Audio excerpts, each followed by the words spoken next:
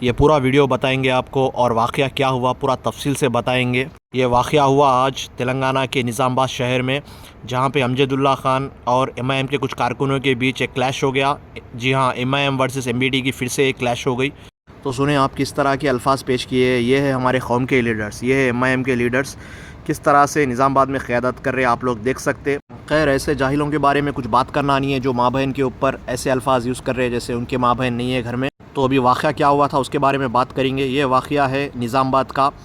एक 14 साल का बच्चा जिनका नाम है शेख मूसा बिन शेख हमीद, जो कि तेलंगाना माइनॉरिटीज़ रेजिडेंशियल स्कूल में पढ़ते थे, जो कि चंदूर नाम के गांव में है कामारेड्डी डिस्ट्रिक्ट में। और ये बच्चा था निज़ामाबाद का जिनका इंतकाल हो गया। तो कैसा इंतकाल हुआ, किस वजह से हुआ, क्या फूड पॉइजनिंग से हुआ या मर्डर हुआ, उसकी तफ्तीश इन्वेस्टिगेशन अभी कुछ नहीं हुई और बात सामने नहीं आई। तो जब तक अपने कौम के लीडर्स प्रेशर नहीं करेंगे, ये इशू को हाईलाइट नहीं करेंगे, अपनी गवर्नमेंट तक ये बात लेके नहीं जाएंगे हाईलाइट करते हुए, जब तक तफ्तीश नहीं होती ना कोई इन्वेस्टिगेशन होती। और ये वाक़या इसलिए इम्पॉर्टेंट था क्योंकि पिछले एक साल में ऐसे 3 वाक़ये हो गए। इससे पहले जो फर्स्ट वाक़या हुआ था वो हुआ था 21 दिसंबर 2024 को, जो कि ज़हीराबाद की एक लड़की थी जिनका नाम था सादिया माहिन बिन्त शेख आसिफ, जो कि बच्ची फ़र्स्ट फ्लोर से स्कूल पे से गिर गई बोल के ख़बर आई थी। उसके बाद 48 घंटे तक हॉस्पिटल में रही बच्ची, उसके बाद सीधा इंतकाल हो गया। लेकिन वो बच्ची की आज तक इंक्वायरी नहीं हुई, उस केस के बारे में कोई सामने रिपोर्ट नहीं है कि किस वजह से बच्ची गिर गई थी, या फिर कोई ढकले थे, या मर्डर था, या फिर एक्सीडेंट था। वो ख़बर कोई नहीं आई, उसको रफ़ा दफ़ा करके वहीं छुपा दिया गया। और वो भी यही Telangana state minorities residential school का था, जो कि बूचानापल्ली में है, जो कि संगारेड्डी डिस्ट्रिक्ट में आता, और बच्ची थी ज़हीराबाद की। इसके बाद दूसरा वाक़या पेश आया हैदराबाद के याकुतपुरा इलाके में। याकुतपुरा के रैन बाज़ार में रहने वाला था ये बच्चा, जिनका नाम था मोहम्मद रिजवान बिन मोहम्मद नज़ीर। ये बच्चा भी 14 साल का था, लेकिन मीडिया में सिर्फ न्यूज़ आई थी कि इंतकाल हो गया स्कूल में बोल के, लेकिन उसकी वजह मालूम नहीं हुई। क्या मर्डर था, एक्सीडेंट था, वजह क्या थी इंतकाल की, वो न्यूज़ सामने नहीं आई। लेकिन जिसके बाद अपने एमबीटी लीडर अमजदुल्ला खान आवाज़ उठाए और बहुत से लीडर्स आवाज़ उठाए सोशल मीडिया पे और न्यूज़ मीडिया में, जब ये बात आई वायरल हो गई, तो उसके बाद तफ्तीश की गई। तो उसके बाद मालूम हुआ कि ये कोई अचानक हादसा नहीं था, ये एक सोचा समझा प्लान था, जो कि एक मर्डर था। तो उनके स्कूल का कोई बच्चा इस बच्चे का मर्डर कर दिया बोल के न्यूज़ आई सामने, जिसके बाद सरूनगर पुलिस स्टेशन से पुलिस वाले उस बच्चे को अरेस्ट कर लिए। और तीसरा वाक़या ये है जो कि आज हुआ निज़ामाबाद के बच्चे के साथ। ये तीनों बच्चों की भी उम्र 14 साल ही थी। वो बच्ची की उम्र 14 साल और बाकी 2 बच्चों की 14 साल, जो कि तीनों भी 10th क्लास में थे।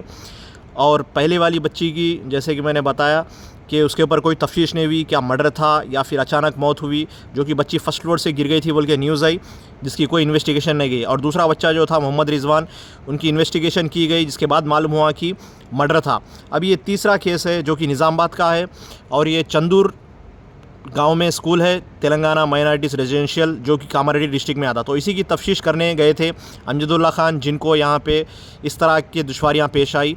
अभी जो वीडियो में सुने आप लोग, किस तरह से अल्फाजों से नवाजा जा रहा था अमजदुल्ला खान को एमआईएम के कारकुनों की तरफ से, और उनका कहना था कि आप यहाँ पे आते गई कोई निज़ामाबाद और यहाँ पे तफ्तीश क्यों करते, क्यों वीडियोस बनाते। तो अभी पब्लिक ये भी सोच रही कि आखिर एमआईएम के जो कारकुन हैं, जो लीडर्स हैं, उनको क्या तकलीफ़ हो रही अमजदुल्ला खान के आने से। तो सलाम है हमारे एमबीटी के लीडर जनाब अमजदुल्ला खान साहब को, जिनको जैसे ही मालूम हुआ ये वाक़या हुआ बोल के फ़ौरी तौर पे वहाँ पे निकल गए और उनके घर वालों से मिले। और सिर्फ घर वालों से नहीं मिले, यहाँ तक कि स्कूल पे भी गए और अपनी तरफ से इन्वेस्टिगेशन भी किए थोड़ी बहुत। वहाँ पे स्कूल के जो प्रिंसिपल्स थे, वहाँ के मैनेजमेंट से बात किए। इधर अच्छा, तो जिस वक्त ये बच्चा हैंग हुआ, दूसरे और बच्चे भी थे होंगे ना अंदर? बच्चे थे, मस्त हो रहे हैं वो लोग, पूरे 10th क्लास। पूरे 10th क्लास और 11 बजे तक वो खुद बच्चा अपने साथियों को लेकर बैठे पढ़ लेते हो। हाँ, और उन्हें 4 बजे जो आया, जब से ये उन्हें नाइट वार्डन कौन थे इधर? नाइट में वार्डन नहीं अंदर। तो सोचने की बात है, इतना बड़ा हॉस्टल है और इतने सारे बच्चे हैं, और इस रूम में भी देखो आप इतने सारे बेड्स है, जहाँ पे स्टाफ खुद बोल रहे कि पूरे बच्चे रहते हैं यहाँ पे रात के 11 बजे तक पढ़ते बैठते। तो इतने सारे बच्चों के सामने वो बच्चा किस तरह से रस्सी बांधा और किस तरह से सुसाइड करा, ये बात सोचने की है। जिस तरह से ज़हीराबाद की सादिया और याकुतपुरे के रिजवान का केस को दबा दिया गया था, क्या इस केस को भी गवर्नमेंट और पुलिस दबा देना चाह रही? और क्या इसके पीछे भी एक साजिश है? क्या ये भी एक मर्डर कंस्पिरेसी है?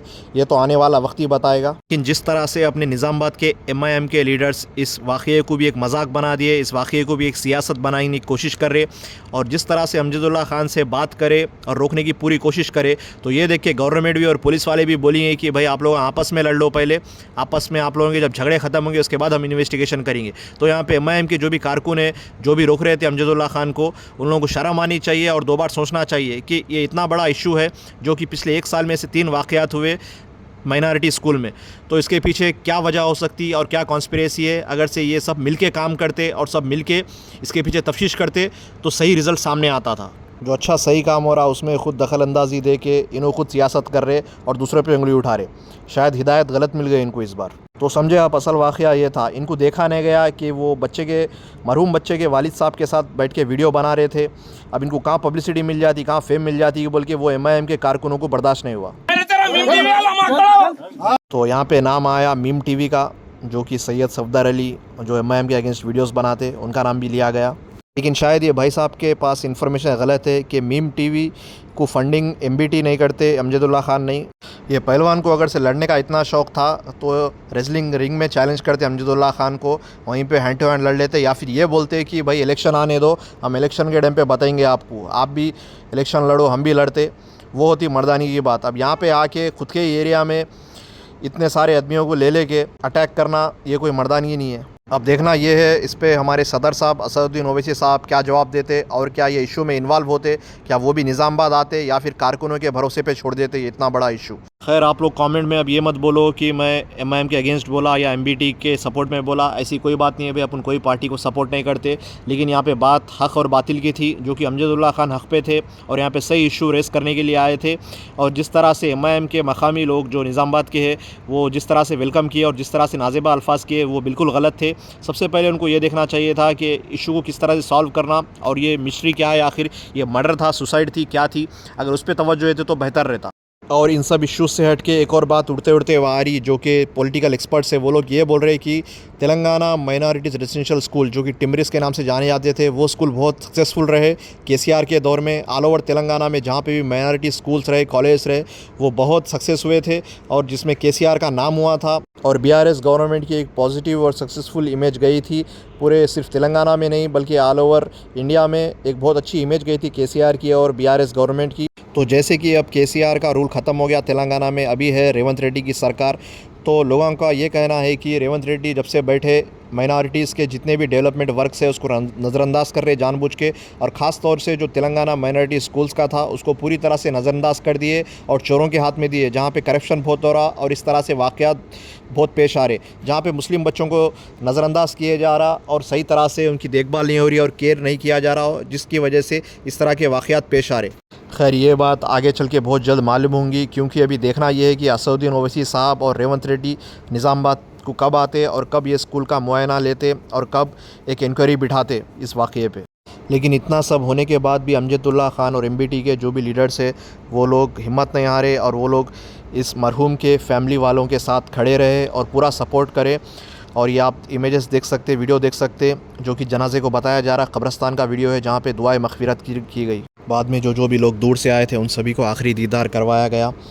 ये आप देख सकते वीडियो में, यहाँ पे जनाजा रखा हुआ है, सभी लोग आखिरी दीदार कर रहे हैं उस मासूम का। अल्लाह से यही दुआ है कि इस मासूम की मग़फ़िरत फ़रमाए और इसे जन्नत में आला से आला मक़ाम अता फ़रमाए, और ख़ास तौर से इनके घर वालों को सब्र जमील अता फ़रमाए, और इस वाक़े के पीछे जो भी वजूहात है उसको सामने लाए और इस मासूम को इंसाफ दिलाए। और ख़ास तौर से MBT के लीडर जनाब अमजदुल्ला खान साहब को अल्लाह और हिम्मत दे, और ख़ास तौर से हमारे MIM के जो कारकुन जो इसमें बाधा डालने की कोशिश कर रहे थे उनको हिदायत अता करे।